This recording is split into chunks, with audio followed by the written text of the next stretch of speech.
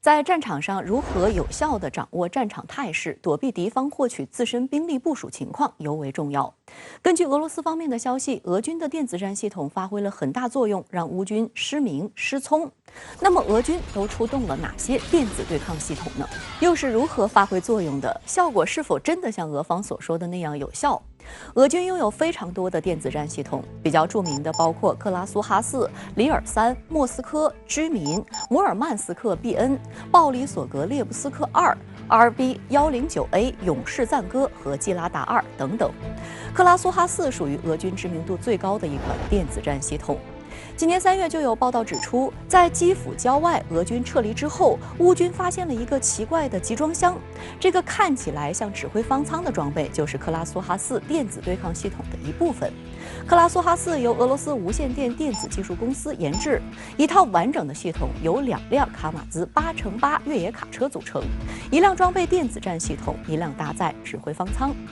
据俄制造商表示，它对地面和空中目标的最大作用范围在150到300公里之间，具体取决于各种环境因素。有外媒报道指出，克拉苏哈4系统可以发射强大的射频能量束，可以对某些目标上的敏感电子系统造成物理性硬损坏。而更多的时候，它展示的是通信干扰的软杀伤能力。即便是美空军的E3望楼预警机、E8C 联合星侦察机和 RQ4全球鹰无人机，也能够对付他们的机载雷达等电子设备。俄方称，克拉苏哈4系统不仅能阻止乌军的通信，还能够阻止乌克兰试图依赖的无人机通信信号 GPS 导航信号。但战场反馈证明，乌军的通信联络和指挥系统并没有受到多少影响。乌军士兵甚至还可以在战场用手机，说明信号并没有被俄军切断。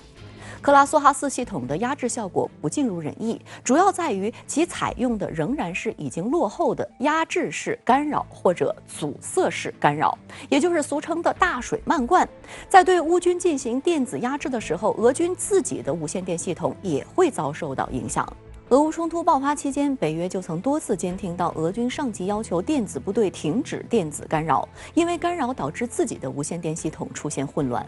而俄军的大部分电子战系统与克拉苏哈4系统的干扰方式一样，都是压制式或者阻塞式干扰。只有俄军近期投入实战的 PJK 新型电子战系统采用了瞄准式干扰，能够在不影响自家无线电系统的情况下，精准干扰乌军的无线电系统。PJK 的作用半径是超过20公里，能够致盲从短波到超短波的无线电系统，并压制集群通信、移动通信以及互联网通信。PJK 还能够独立探测乌军无人机的通信，并启动干扰，让乌军无人机失去与操作员的联系。此外 ，PJK 还具有系统组网功能，能够将不同的电子战系统和无线电侦察设备集成到统一的工作网中，大大提升这些装备的使用效能。